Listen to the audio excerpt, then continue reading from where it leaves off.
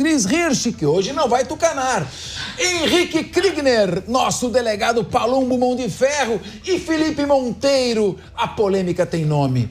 Vamos lá. O ex-presidente Jair Bolsonaro reuniu, segundo dados, cerca de 44 mil apoiadores na Vida Paulista no último final de semana, para pedir anistia aos condenados pelo 8 de janeiro de 2023. A estimativa foi feita pela USP, a Universidade de São Paulo. Além do ex-presidente, estavam presentes os governadores de São Paulo, Tarcísio de Freitas, de Minas Gerais, Romeu Zema, e do Paraná, Ratinho Júnior. Reunião pesada, hein? Parlamentares também marcaram presença no ato. Quem teve lá? O líder do PL na Câmara, deputado federal Sóstenes Cavalcante. Durante o discurso, o deputado reforçou e deu a notícia de que vai conseguir as assinaturas necessárias para o projeto de lei que anistia os envolvidos no ataque aos três poderes. Vamos acompanhar. Até quarta-feira, presidente Bolsonaro, nós vamos ter, com a ajuda do Caiado, do Zema, do Tarcísio, do Wilson Lima, de Jorginho Melo, de todos os governadores que estão aqui, teremos sim as 257 assinaturas, se Deus quiser. Muito bem. Tá firme aí, o deputado tá com esperança. E o governador de São Paulo, Tarcísio de Freitas, também defendeu o projeto durante o discurso na Avenida Paulista e disse que pedir anistia é justo. Vamos ouvir. Nós precisamos da anistia. Pedir anistia não é uma heresia.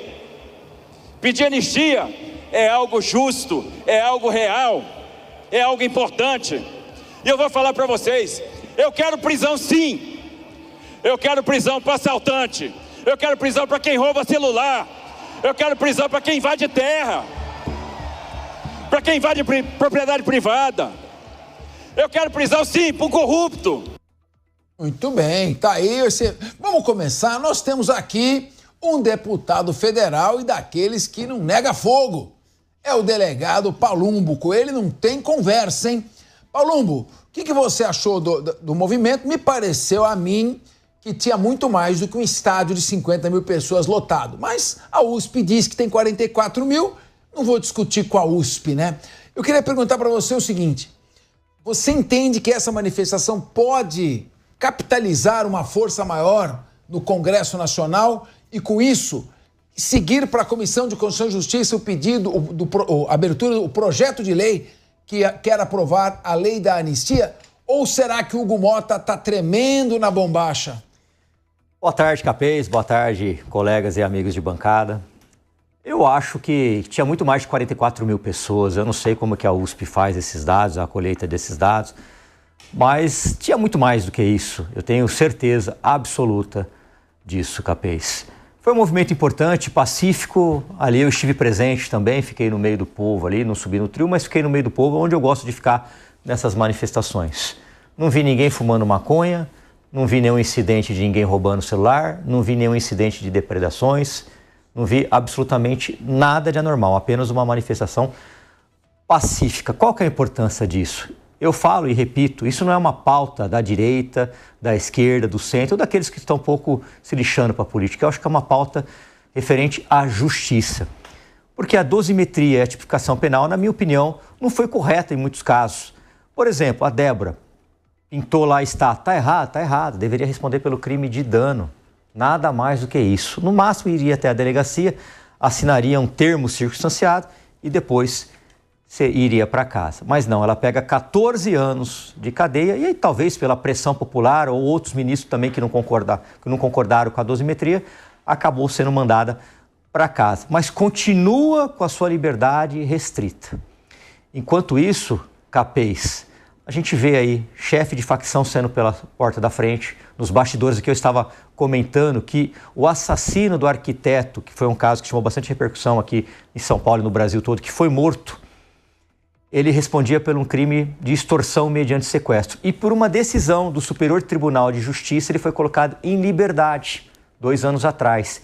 Porque, segundo os ministros, eles entenderam que a polícia não poderia abordá-lo porque não havia fundada suspeita. Só tem um detalhe, ele estava fugindo. E quando o indivíduo foge da polícia, se isso não for uma fundada suspeita, eu não sei explicar o que seria. Talvez o professor Capêcio, que é muito mais capacitado que eu, possa explicar. Então tem uma série de injustiças que a gente vem observando neste país. A população não aguenta mais, como o governador Tarcísio falou, eu concordo com ele, eu quero ver bandido na cadeia, eu quero ver ladrão de celular na cadeia, invasor de terra na cadeia, eu quero que os deputados assinem a PEC Isabela Nardoni, que ainda faltam 36 assinaturas para a gente acabar com a progressão de regime em casos de crimes hediondos, crimes mais graves, vai acabar com a progressão de regime, mas infelizmente a gente não vê isso, a gente vê uma pena exagerada para quem passa batom numa estátua, enquanto isso, um traficante com fuzil, por vezes, sai na audiência de custódia. Isso não me parece razoável, tampouco justo. Muito bem. Ana Beatriz Rich, o comentário aqui do nosso querido delegado Palumbo. Palumbo não fica nunca em cima do muro, Ana. Ele vai lá e dá o recado dele, ele colocou muito bem. Aquele caso que ele se referiu, Ana, é do arquiteto, e de maneira imprudente, eu reputo imprudente. O vidro não era blindado e ele tentou atropelar o assaltante. E o fez com meia força, né? Ou você vai já passa com as 4 rodas em cima, ou então eu não recomendo que faça. E aí ele foi morto. E o sujeito estava solto por uma decisão da justiça. Extorsão mediante sequestro é aquele negócio, sequestra o sujeito para fazer roubo de caixa eletrônico. Anda com o cara a noite inteira para ele colocar a senha dele no caixa eletrônico. O cara perigoso, estava na rua. O que você acha, então, desse movimento pela anistia? Muita gente estava com simulacros de batom ali, para mostrar que o batom não é uma arma, não é? Então, pergunto a você, o que você achou do movimento? Você acha que a anistia, em razão de penas desproporcionais e erradas, como aplicada a Débora Rodrigues, pode levar a algum resultado? Ou você é contra? Qual a sua opinião? Capês, boa tarde, é um prazer estar aqui novamente. Eu concordo que existam casos em que as penas possam ter sido dadas de maneira exagerada. Eu acho que deveria haver uma modulação dessas penas com base no real papel de cada pessoa naquele dia, naquele fatídico dia. Mas, separando um pouco as emoções da vida real, eu acho que a gente não pode falar em uma anistia irrestrita da maneira como tem sido ventilada. Por quê? Porque, veja, Palumbo, meu amigo, ele acabou de dizer que ele discorda das penas, da forma que foi colocada, mas ele reconhece que existe algo errado em você escrever com batom numa estátua pública, né? Então, eu acho que assim, eu defendo aqui que sejam dadas penas condizentes com a gravidade dos atos, da maneira que for interpretada de maneira justa, com ampla defesa, com contraditório. Eu não gosto da palavra anistia, porque eu acho que isso vai criar uma carta branca para que as pessoas saiam por aí fazendo o que bem entenderem em nome de um projeto político maior e, no final das contas, elas não vão ser penalizadas e a gente precisa retomar a normalidade das coisas. Eu concordo quando o Palumbo coloca, poxa, mas essa mulher ficou presa 2 anos e o cara sai na audiência de custódia. Mas uma coisa não tem que justificar a outra. E é por isso que eu sempre digo, a gente tem que enfrentar o problema da segurança pública e da impunidade, não puxadinho por puxadinho. Aconteceu isso, pede o PL da anistia, aconteceu isso, tira a saidinha. A gente tem que enfrentar de maneira integrada, para que não aconteçam injustiças, mas para que também a gente não saia por aí permitindo e premiando aqueles que fizeram algo errado. Pepe, vamos analisar uma sequência de erros, e talvez um erro não justifique o outro. Primeiro, você tem, no início do governo Bolsonaro, um grupo de radicais, tinha uma tal de Sarah Winter, apontando o rojão e disparando o rojão em direção ao prédio do Supremo Tribunal Federal, hostilizando explicitamente. Antes disso, movimentos de esquerda haviam pichado o apartamento da ministra Carmen Lúcia com tinta vermelha. Antes disso, movimentos dos Black Blocs e outros movimentos também de esquerda, como o do MST, invadiam propriedade, invadiam prédios públicos, depredavam o prédio da Câmara dos Deputados. Então, há uma sequência de ações de baderna. Essas ações de baderna não recebem a adequada reprimenda do poder público. Como disse a Ana Beatriz Rich, a justa pena aplicada. Não recebe. Aí o que acontece? Você tem um movimento, no dia 8 de janeiro, um movimento de pessoas descontroladas, eu diria um movimento absolutamente estúpido. Imaginar que numa passeata de baderna, de vândalos, no dia 8 de janeiro, você vai derrubar a República. É impossível. Por isso que eu digo que é uma tentativa impossível, a tentativa de golpe. E a reação, por sua vez, o Supremo se sente agredido, se sente ameaçado, os ministros, inclusive, pessoalmente, e aí tem uma reação que, a meu ver, é uma reação desproporcional. Aplicando 14 anos de pena para a moça que picha ali a estátua da justiça com batom, mas não tem nenhum WhatsApp, nenhum e-mail, nenhuma colaboração premiada, nenhum depoimento ligando ela a uma tentativa de golpe. Como é que você vê essa sequência? A anistia seria, então, mais um erro em relação a isso? Quer dizer, nós vamos de erro em erro, um erro vai justificando o outro? É assim que caminha o país? Ô, Capês, vamos colocar a bola no chão, né? A gente tem que analisar a questão de uma forma, na minha opinião, um pouco técnica, né? Estou vendo muitas pessoas falando e usando o exemplo da manifestação do MST em 2019, né, dos Black Bloc, né, que teve também manifestação em 2014, não é?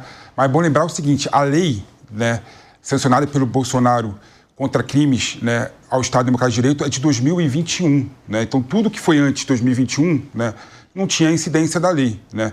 Tudo que teve depois de 2021, com a manifestação do 8 de janeiro, aí sim incidiu a legislação, né, de crimes contra o Estado Democrático de Direito, tentativa de golpe de Estado. Claro, quando você analisa a questão da Débora de uma forma isolada, né, você acha que a pena foi demasiada, né, foi muito excessiva. Mas é bom lembrar o seguinte, Capês, eu acho, só para falar o que eu acho que foi excessiva mesmo a pena da Débora. Vamos analisar a questão de forma clara, né? A Débora está sendo processada por crime contra o Estado Democrático de Direito, né, tentativa de golpe de Estado. E esse tipo de crime tem pena alta mesmo. Então, quando falar é um absurdo, traficante, homicida, né, ter penas menores, sair pela porta da frente do presídio, né? É bom lembrar o seguinte, pela nossa legislação, né, a escolha do legislador foi exatamente colocar crime atentado ao Estado Democrático de Direito como crime grave, né, mais grave que homicídio. Então é natural que crime dessa natureza, né, tenha pena elevada. Claro, daí você querer mostrar que a Débora cometeu crime contra o Estado Democrático de Direito, tentou efetivamente dar o golpe de Estado, aí são outros 500, né? Eu até acho que não, né? Eu acho o seguinte, eu acho que o grande problema que eu vejo da questão do STF e da discussão sobre o assunto, que ninguém fala, eu fico impressionado, é que, na minha opinião, um crime dessa gravidade tem que mostrar o dolo, né? Tem que mostrar a vontade efetiva de cometer o crime contra o Estado Democrático de Direito, né? E em todo o processo você não vê isso claro, né? É tudo conjectura, tentando ligar uma situação na outra. Então, é realmente algo assim, na minha opinião, meio excessivo. E a gente está lidando com a situação também de uma forma nova, né? É bom lembrar que a nossa democracia é nova, né? Não é antiga, né? Então, assim, eu sinto que as nossas instituições estão batendo cabeça em relação a esse assunto. Mas não dá para menosprezar também, Capês, a questão do movimento do 8 de janeiro, porque em 64 o golpe de Estado foi dado também por conta de manifestação parecida com o 8 de janeiro, né? As greves dos empresários em 64, por exemplo, nas ruas do Rio de Janeiro, né, levaram claramente ao golpe de Estado em 64. Então, a manifestação por si só, não dá para a gente menosprezar a forma que foi e o jeito que foi colocado. Agora, só para terminar em relação à anistia, né? Eu acho que a anistia é prerrogativa do Congresso Nacional. Se o Congresso Nacional tiver quórum e conseguir aprovar o projeto de anistia, não tem por que a gente discutir aqui, vai ser a aprovação da impunidade. Não, é prerrogativa do Congresso Nacional. O Congresso Nacional achar que essa lei é importante e a sociedade achar que essa pauta é importante, eu vejo como legítima essa pauta e essa luta dentro do Congresso Nacional. Muito bem. Meu querido Henrique Kriegner, eu acho que o PP, que falou muito bem, ele acabou confundindo alhos com bugalhos.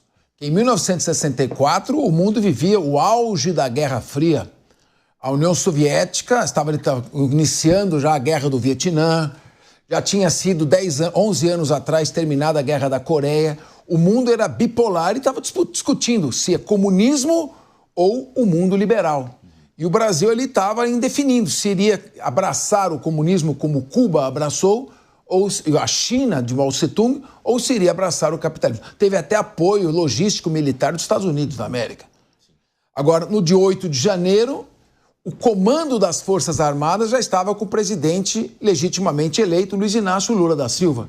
Era ele quem comandava. Bolsonaro não tinha mais o comando das Forças Armadas. Então, era impossível que daquela baderna resultasse um golpe de Estado. A tentativa seria impossível. Eu pergunto a você, a minha pergunta é a seguinte: você acha que diante das penas que estão sendo aplicadas, da denúncia que foi redigida pela Procuradoria-Geral da República, não descrevendo as condutas, no caso da Débora Rodrigues, por exemplo, não apontando sequer algum vínculo entre o ato de golpe de Estado, o atentado à democracia, e ela ter pichado ali o batom, tudo, esse vínculo é fixado a partir de uma suposição. Nesse caso, ganha força o movimento da anistia, justamente por uma reação ser desproporcional em relação aos fatos ocorridos? Com certeza, Capês. Boa tarde a você, todos os nossos colegas aqui da bancada e os que nos acompanham também. Já é certeza, na verdade, e reconhecido por lideranças da direita, da esquerda, inclusive, e de outros setores, juristas, dizendo que as penas que estão sendo aplicadas na questão do 8 de janeiro são desproporcionais. Isso são poucos os que vão dizer que não. Inclusive, o próprio deputado Chico Alencar deu uma declaração, ele que é do PSOL, dizendo, se manifestando contra o PL da anistia, nesse momento, da maneira como está escrito, mas que ele defende que a dosagem, a dosimetria aí da pena deveria ser melhor calculada porque, de fato, ela está fora dos padrões. Ou seja, ele se colocou denunciando também ali que a pena está excessiva. Bom, diante desse cenário, precisa se fazer alguma coisa. A esquerda não apresentou nenhum tipo de projeto ou nenhum PL ou alguma maneira para conter essa injustiça. Quem apresentou é o que a gente está conhecendo aí como PL da anistia. E esse PL é importante que a gente venha trazer clareza para isso, porque as pessoas estão achando que isso aí é uma carta branca para todo mundo ir para casa e fingir que nada aconteceu. Não. O PL da anistia, ele deixa muito claro quais são os crimes ou quais são os processos que vão ser anistiados. Faz uma diferenciação ali, por exemplo, questões de depredação, também questões de violência atentado contra a vida, questões de violência grave, todos esses continuarão sendo processados. O que é que vai ser anistiado? O entendimento de que todas as pessoas que estavam ali foram, e aí é o que o PP trouxe aqui, com a motivação de dar um golpe de Estado e atentar contra o Estado Democrático de Direito. Tem pessoas que estão sendo punidas por isso, como, por exemplo, é o caso da Débora, sem sequer ter adentrado num dos prédios que foi vandalizado. A Débora não entrou. Não existem fotos, vídeos, registros e existem depoimentos de outros dizendo ela não entrou. Ela foi até a estátua, foi o máximo que ela chegou ali. Então, não é passar uma carta branca. Vamos punir por depredação? Que seja punido dessa maneira. A anistia não vai limpar essa barra. A anistia vai limpar o entendimento que não existe provas, como você bem colocou, de que todos ali foram de uma maneira organizada e focada em derrubar o atual governo. O próprio ministro Alexandre de Moraes, no julgamento que teve aí, de acordo com a denúncia, né, da primeira turma, aí, a denúncia da PGR, ele trouxe ali dizendo que X% das pessoas que estavam ali se colocaram contrários ao resultado das eleições. É óbvio, é a opinião das pessoas. Agora, dizer que isso é uma fagulha ali para um golpe de Estado, é a mesma coisa que você sair na rua perguntando assim, você está a favor ou contra o governo? Aí a pessoa fala contra, você diz, então você está preso porque internamente você está pensando num golpe de Estado. Não é bem por aí. Esse é o regime que está se estabelecendo no Brasil se nada for feito. E está muito claro para todo mundo que é uma questão humanitária e a anistia está sendo essa última esperança para a gente deixar muito claro a diferença entre manifestação, ato de opinião e golpe de Estado. Isso precisa ser protegido.